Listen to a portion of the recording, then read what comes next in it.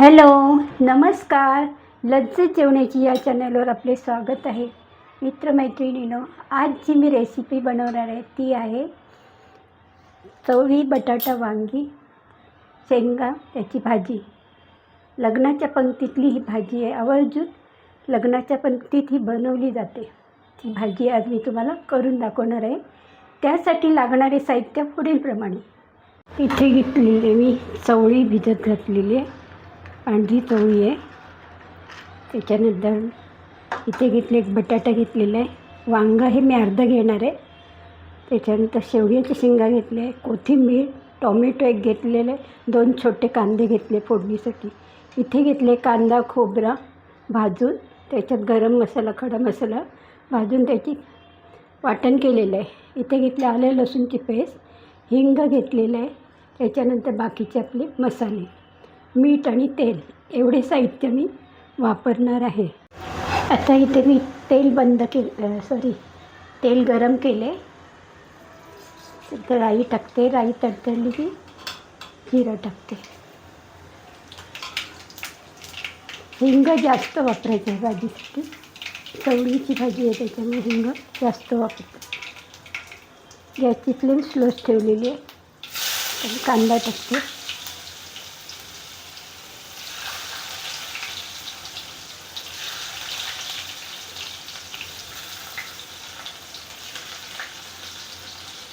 चवळी, वांगी, बटाटा आणि शेंगा ह्या भाजीबद्दल सांगते. मी तुम्हाला थोडी माहिती देते. ही भाजी कोकणात लग्न असायचे पूर्वी, आता खूप कमी प्रमाणात आता हॉलमध्ये वगैरे लग्न होतात. पूर्वी लग्न व्हायचं आणि मुलीच्या दारात मांडव बांधला जायचा आणि त्यावेळी गावातल्या सगळ्या बायका येऊन ज्याच्या घरी लग्न असेल तिकडे स्वयंपाक करायचा म्हणजे जेवण करायचं. त्यावेळी ठरलेल्या भाज्या असायच्या. ते म्हणजे वरण भात, वडे, खीर, तांदळाची खीर असायची. ठरलेलं म्हणजे जिलेबी, गुलाबजामुन असं काय नव्हतं पूर्वी. आणि त्या पत्रावळीमध्ये आपल्याला वरण भात दिसायचं, लोणचं, पापड, मिरच्यांची भाजी, कोबीची पिवळी भाजी म्हणजे मिरचीवर केलेली कोबीची पिवळी भाजी. आणखीन एक तिखट भाजी असायची. ती कुठली असं तुम्हाला प्रश्न पडेल, तर ती म्हणजे सफेद चवळी, पांढरी चवळी असते ती भाजी. ती म्हणजे सगळ्यांना आवडायची. पंगत जशी बसली तर सगळ्यात मागणी असायची ह्या चवळीच्या भाजीची. तर आज मी तुम्हाला ही चवळीची भाजी करून दाखवणार आहे. ती पण पंक्तीतलं जी वाढायला असायची लग्नाच्या पंक्तीत, तीच भाजी मी तुम्हाला इथे दाखवते. आता इथे टाकते मी आलं लसूणची पेस्ट. त्याला जास्त तेल लागते भाजीला. आपण नंतर त्याला परत फोडणी देणार आहोत म्हणजे त्या भाजीला छान तेलाची चव सुटते. त्याच्यात आपण टोमॅटो टाकूया.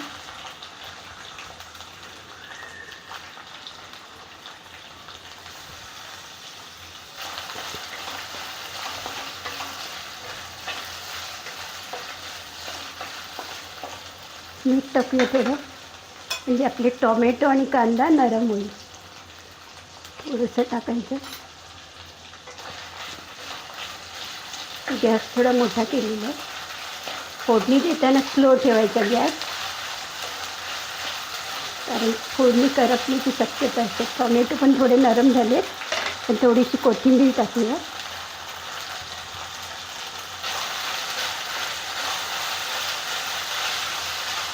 त्याच्यानंतर बाकीचे मसाले, हळद,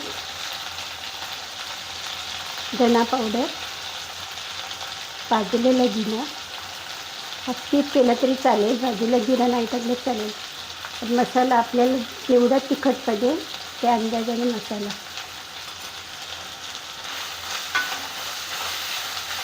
आता गॅस मी स्लो ठेवलेलं आहे. थोडंसं पाणी टाकूया.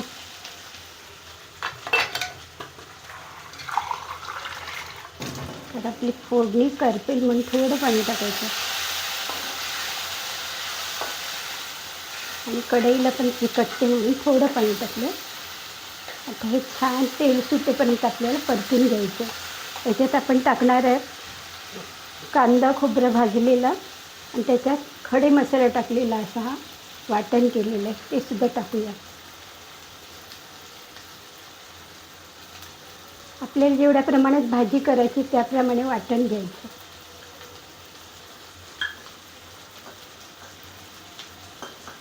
हे सुद्धा परतून घेऊया.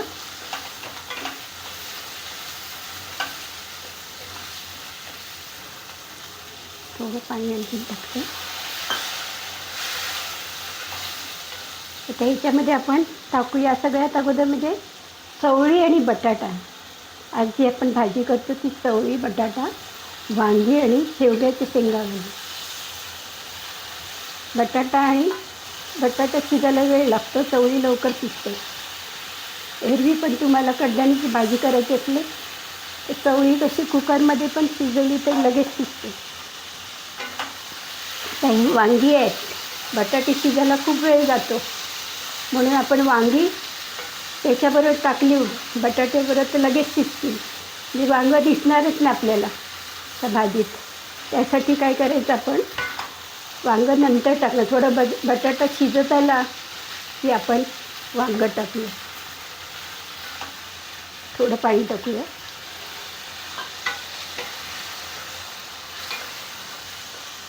मोठा करते. आता आपल्याला थोडे बटाटे शिजून घ्यायचे आणि नंतर आपण ही वांगी आणि शेवग्याच्या शेंगा लगेच शिजतील म्हणून मी नंतर टाकणार. आता हे चांगले बटाटे आपण शिजून घेऊया. घालून बघूया.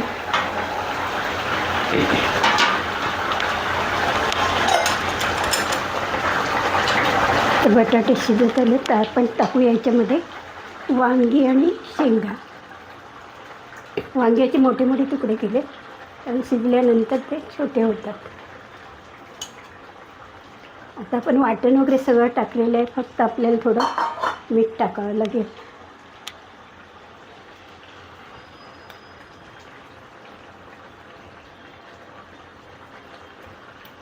याची चांगली मिक्स करून घ्यायची आणि आपल्याला जेवढी घट्ट किंवा पातळ पाहिजे त्याप्रमाणे करायला. मी ते भाजी करणार आहे त्याच्यामुळे थोडं घट्ट ठेवणार, थोडासा रस्सा ठेवणार.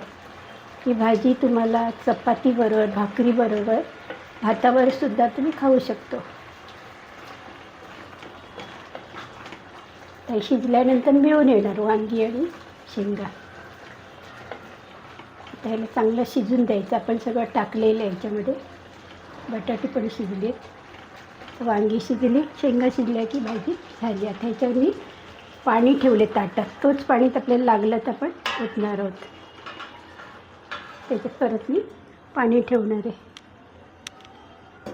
एका बाजूला मी बाजरीची भाकरी करणार आहे, त्यासाठी मी ते तवा गरम करत ठेवते.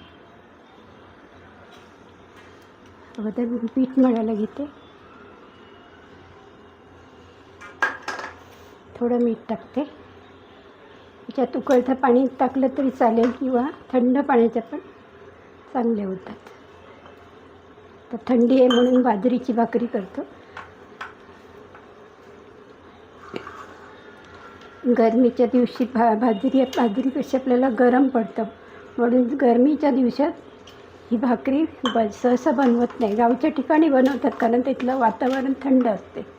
त्याच्या हवामानाप्रमाणे आपल्याला तिकडे पचते. कुठलंही धान्य, चवळीची भाजी जरी असली तर त्या वातावरणाला आपल्याला ते सूट होतं. पण शहरासारख्या ठिकाणी कायमची गरमी असते, त्याच्यामुळे असे जे काही पदार्थ आहेत, बाजरीची भाकरी वगैरे, ती गरम पडते.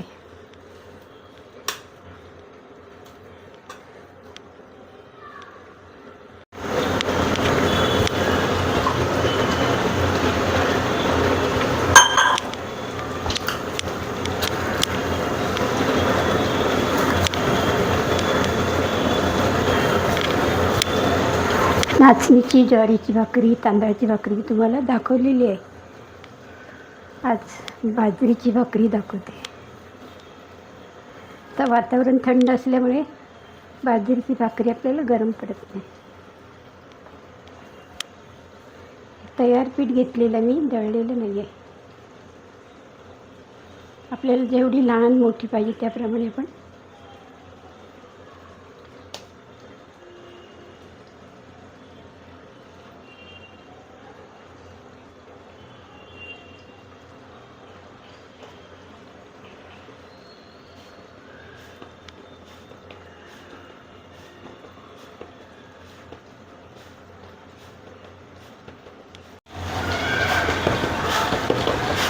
पण दाखव, पण दाखव.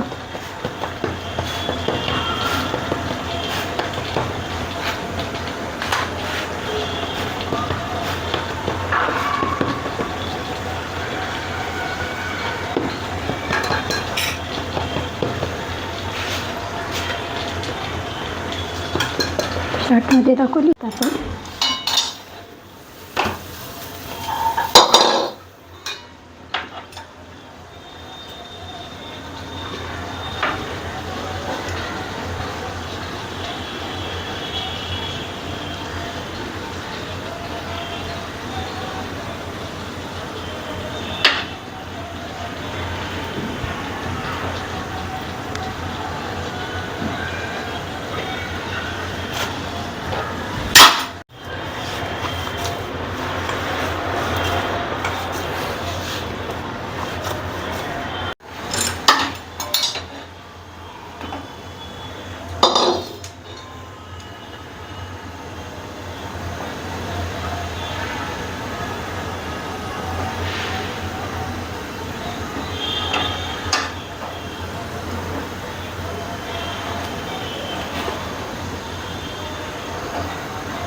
बाजरीची भाकरीसुद्धा झालेली आहे. तर गॅस बंद करते. बाजरीची भाकरी केली आहे त्याच्याबरोबर. आणि आता त्याच्यावर मी वरून लग्नाच्या पंक्तीत जसं भाजी बनवत त्याप्रमाणे मी दाखवते. वरून ते फोडणी देतात. भाजी तयार झाली की नंतर त्याला फोडणी देतात. त्यामुळे भाजीचा कलर छान दिसतो.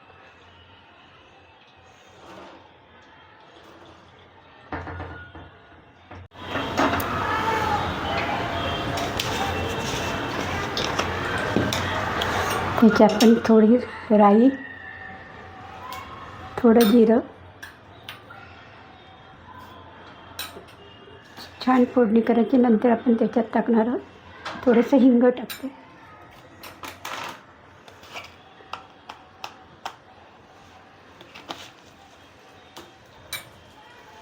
त्यानंतर त्याच्यात टाकते काश्मीरी मिरची.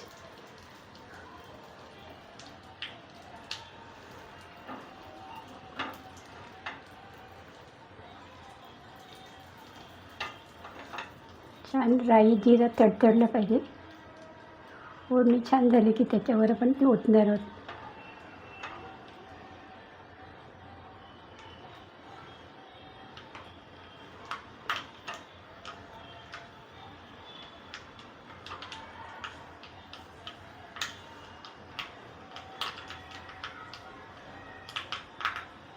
छान तडतडली राई जिरं. तर मी गॅस बंद केलं आहे. त्याच्यात मी काश्मीरी मिरची पावडर टाकते.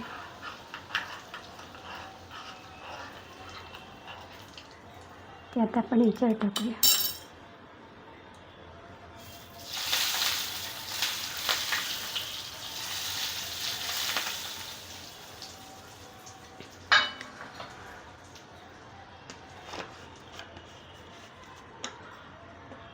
ही भाजी आपली तयार झालेली आहे. लग्नातल्या पंक्तीतली भाजी, चवळीची भाजी.